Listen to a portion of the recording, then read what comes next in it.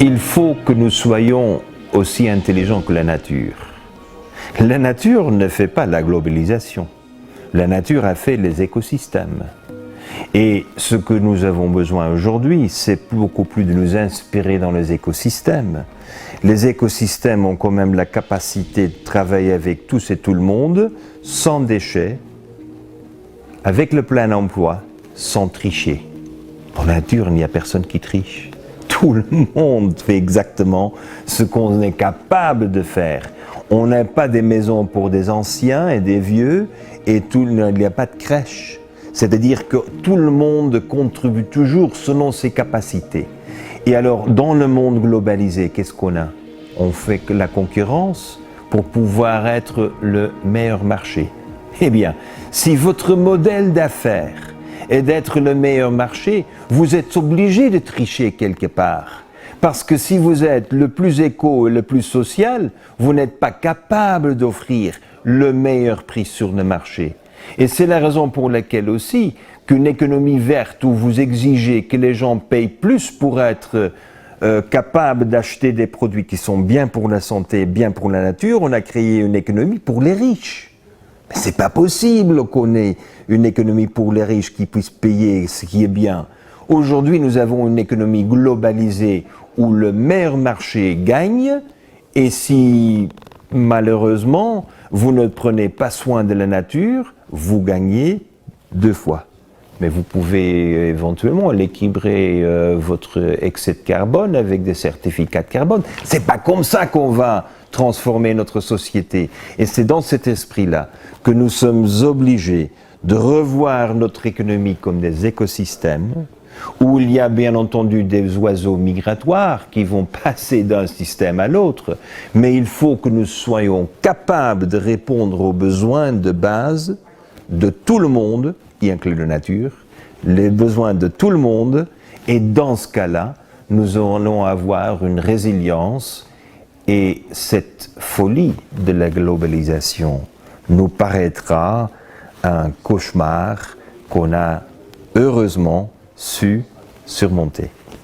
Les gens ras-le-bol, les gens sont frustrés, les gens ne savent plus où s'il y a encore un futur, avec la joie, avec la santé. Alors si vous n'avez pas cette certitude qu'il y a la joie et la bonne santé, et quand même que vous pouvez vous imaginer que vous réalisez vos rêves, mais alors dans ce cas-là, vous vous lancez effectivement dans la transformation. Parce que jusqu'à là aujourd'hui, et les gens ont raison d'être frustrés, ont raison de dire pas plus, c'est notre opportunité parce qu'on est conscient du présent n'est pas ce qu'on souhaite pour le futur. Ça amène les gens de s'imaginer, mais qu'est-ce qu'on va souhaiter? C'est quand même la bonne santé, la joie et de pouvoir découvrir les grandes choses qu'on a en soi qu'on ne connaissait pas. C'est-à-dire que c'est la découverte de la personne et de ce que j'ai en moi, tout en connectant avec la nature qui nous offre des choses qu'on ne connaissait pas. Et c'est la découverte, les surprises qui nous amènent à faire une transformation, même avec des gens qui ont ras-le-bol et qui sont frustrés. Parce que c'est une bonne énergie. Les gens qui ne sont pas bien à l'aise sont des gens qui vont faire des grandes choses. Super France, c'est une grande opportunité de dialoguer avec les Français dans leur maison, dans leur territoire, dans les environnements où ils se sentent chez eux, d'être à l'écoute des grandes idées qu'ils ont développées, des inquiétudes qu'ils souhaitent partager, et grâce à cette soupe d'énergie, quand même d'en tirer un portefeuille, un éventail de projets qui nous permettent de faire la transformation. On ne souhaite pas seulement faire des beaux projets avec des bonnes perspectives, mais on souhaite vraiment transformer la France avec l'énergie et la créativité des Français.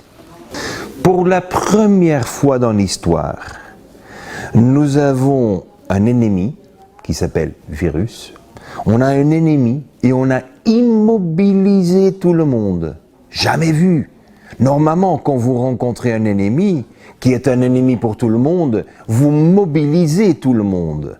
Alors nous sommes quand même dans un état de directionnisme, de contrôle, d'orientation contrôlée de tout le monde, parce que si on est capable d'immobiliser, eh bien pour nous c'est le moment de nous mobiliser. Et je crois que le monde est un monde qui est plein d'opportunités. Mais quand on vous dirige le mètre 50 et on vous oblige de faire A, B, C, D, vous n'avez plus de liberté de vous imaginer quelle est vraiment votre vie. Alors quelle est la vie? C'est une vie avec des pénuries, une vie avec des limitations, une vie où je ne peux plus réaliser mes rêves, ou c'est une vie où je vais travailler avec ce que j'ai localement disponible, je vais transformer ce qui est autour de moi, pas pour avoir l'efficacité mais la résilience. Et je crois qu'aujourd'hui nous avons la grande chance d'avoir cette opportunité de nous mobiliser, tous et toutes, pour réaliser un peu ce qu'on n'a jamais ni su ni pu rêver, c'est-à-dire l'abondance. Nous avons l'opportunité de transformer la situation actuelle dans un contexte de crise avec une vision d'avoir l'abondance. Parce que ce n'est pas à nous d'exiger que la nature produise plus. C'est à nous de faire beaucoup plus avec ce que la nature nous offre déjà. Et si nous inscrivons dans cette opportunité de faire beaucoup plus avec ce que la nature nous offre, eh bien dans ce cas-là, nous allons passer d'une société de pénurie de chômage dans une société d'abondance et de plein emploi. N'oublions pas que la base de la démocratie sont les citoyens. Dans le mot citoyen, nous avons le mot cité. Nous ne sommes pas des nationsiens, nous sommes des citoyens. C'est-à-dire que la communauté qui est à la base, c'est une communauté locale. C'est dans notre langage, c'est dans nos concepts de base. Alors c'est évident que nous sommes obligés de retisser toutes les relations émotionnelles, familiales, quand même capables de se nourrir, mais se nourrir à l'intérieur et se nourrir avec notre métabolisme. Et si on ne sommes pas capables de retisser cette trame de la vie, parce que c'est la trame de la vie qu'il faut retisser, parce qu'avec la globalisation, ce n'est que le coupon et le prix moins cher chez Leclerc qui comptait. Alors, c'est pas ça qui va tisser la communauté. Et aujourd'hui, nous avons beaucoup plus besoin des communautés qui ne sont pas repliées seulement sur elles-mêmes, mais ce sont des communautés où on se lance toujours les défis entre les membres pour découvrir ce qui est le meilleur en moi. Quand je demande aux enfants quelle langue vous souhaitez apprendre, il y a des jeunes qui disent le chinois, les autres disent l'espagnol, peut-être l'allemand. Mais quand je raconte l'histoire que les baleines dans l'océan Indien parlent autre langue baleine que les baleines de la Pacifique, tout d'un coup, les jeunes me demandent est-ce que je peux apprendre le langage des baleines? Et je crois que c'est là où nous, notre génération, est quand même responsable d'une sursimplification de ce qu'est la nature. Parce que dans la nature, tout le monde parle, mais pas le même langage. Mais même les baleines ont 40 langues différentes. Et nous, on ne savait même pas qu'ils parlaient entre eux. On pensait que c'était un chant. Et je crois que cette découverte, cette grande surprise qu'on rencontre tous les jours dans la nature, est de ce que nous devons nous nourrir pour nous rendre compte que nous ne sommes pas du tout les premiers agriculteurs. Il y avait déjà des cultivateurs de champignons il y a des millions d'années.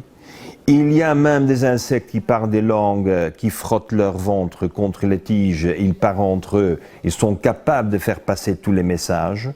C'est-à-dire que nous avons autour de nous des cultures et des personnalités qui ont une capacité de sentir, ressentir, faire part de leurs préoccupations d'une manière qu'on croyait impossible. Quel est notre problème? Nous sommes trop cartésiens. C'est pas parce que nous nous sommes éloignés trop de la nature. Nous sommes devenus trop cartésiens et nous souhaitons toujours savoir cause et effet. Alors pour autant que nous enseignons aux enfants de seulement cerner ce qui est cause et effet, nous nous sommes éloignés de la nature.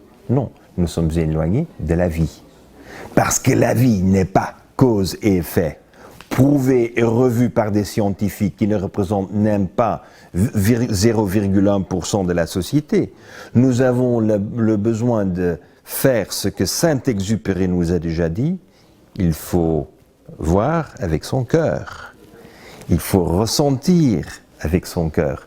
Et malheureusement, si mon but est de seulement me soumettre à la logique de cause et effet, eh bien, mesdames et messieurs, on va prendre distance d'1,50 m pour le reste de notre vie.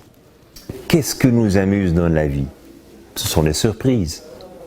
Alors, si moi je ne me lance pas des défis à moi, je ne vais jamais découvrir les surprises que j'ai en moi. Si moi je ne suis pas à l'écoute des surprises des autres, je ne vais pas jamais savoir comment me connecter avec des autres. Alors il faut se mettre de nouveau dans la peau d'un enfant qui adore les surprises. Les surprises, c'est la vie.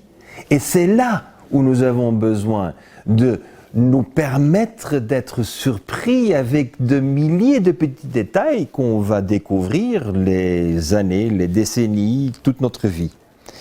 Alors pour moi, c'est le plus important. Est-ce que vous êtes prêts pour la surprise?